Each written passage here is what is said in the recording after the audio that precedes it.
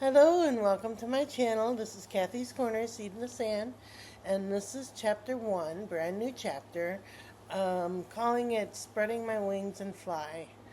And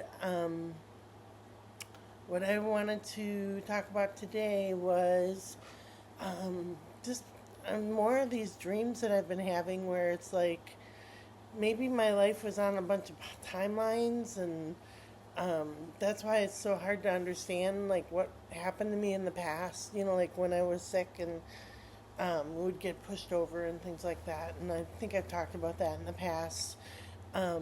Maybe I was on different timelines and like all the timelines are coming together now. I don't know, but it was these dreams that said, we've been waiting for you type thing, um, and they go back to those hard times in my life, and that is when they said, "Oh, this will go by really quick," um, so it was weird. It was kind of an interesting night of dreams again, and um, I think that's kind of like how butterflies, go in a chrysalis.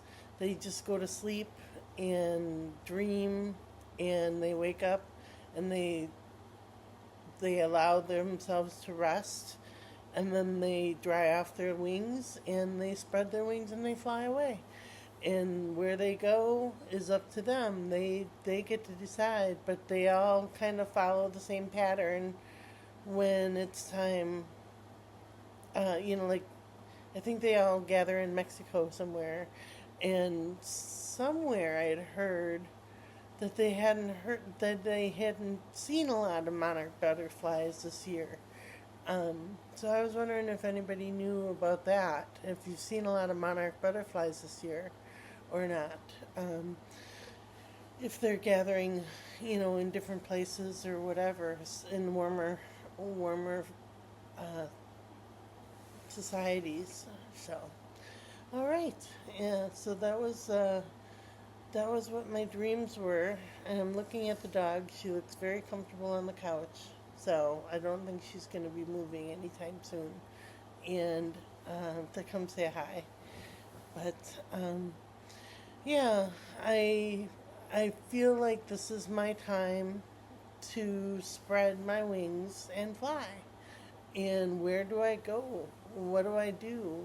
Like where do butterflies decide to go? They just go from one um, nectar and pollen to the other flowers that are available to them, and they just go from flower to flower, and it's really up to us to provide those flowers for them, and um, maybe that's why we don't see them, or maybe we have the flowers, but they aren't choosing our flowers. I don't know, but um, it is kind of interesting to think about the butterfly's lifespan and um, and then the eggs that they lay on the milkweed. Is there milkweed for them, and will they be able to lay their eggs for the next year? So I don't know. It's just kind of interesting to think about. So the life, that life cycle of the butterfly, and um, but this is an exciting time to spread your wings and fly, to be able to be free, to be able to be open and honest and say what I want to say and do what I want to do and not be afraid to use my voice and not be afraid to spread my wings. And um, let's see, there was a, see if I can find it. Um,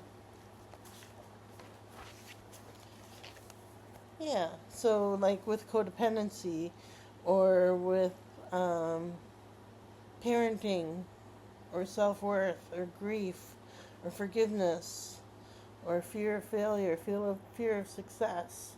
all those layers of the onion that come under, do I have the freedom to say I am able to fly? I am able to overcome that. I am able to, um, come over my body image. And, when I get so hot and sweaty, and um, yesterday at work, I got really hot and sweaty, and somebody said, "What's wrong with you?" And I'm like, "Nothing, I'm just really hot." So it's embarrassing. Um, and self acceptance and confidence and the freedom of defining myself, freedom of becoming that definition of who I want to be. So, yeah, so that's what I was thinking about today. These are the classic tarot cards. Daisy, you want to come say hi? Come here, Daisy. Oh, she looks very comfortable on the couch.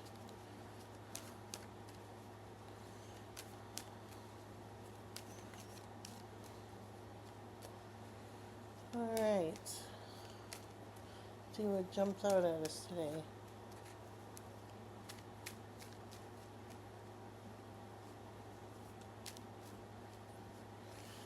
Alright, we have the Three of Wands.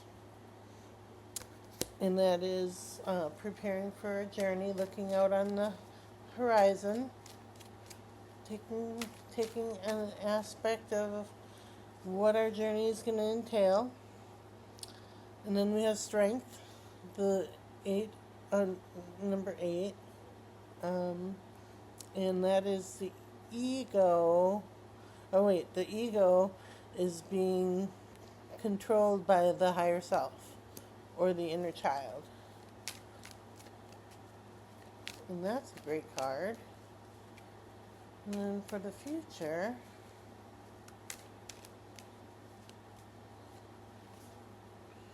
we have the Five of Pentacles.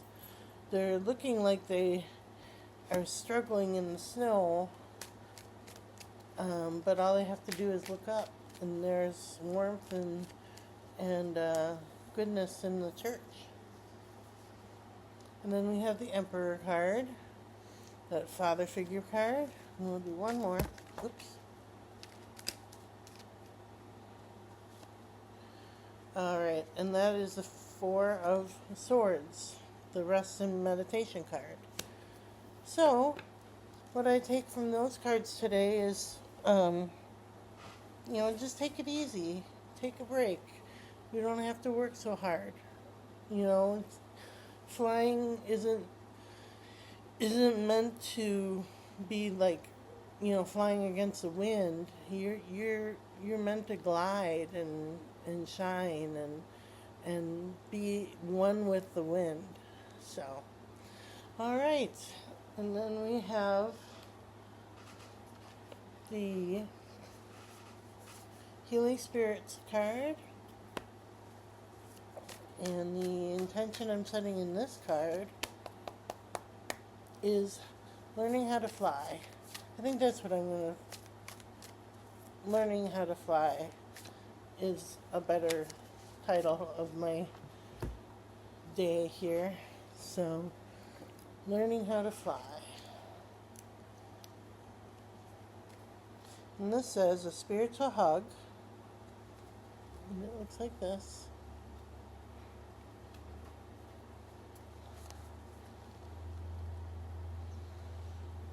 Okay. Too much of one good thing and not enough of another. People pulling at you and constantly wanting something from you. This type of experience will leave you feeling depleted and in need of balance. This is the time to sit in quiet meditation and ask your spirit guides if you may have a spiritual hug. Just one spiritual hug will recharge your battery and fill you with renewed strength and give you back your life. Your guide is not there for you. Wait, I'm sorry.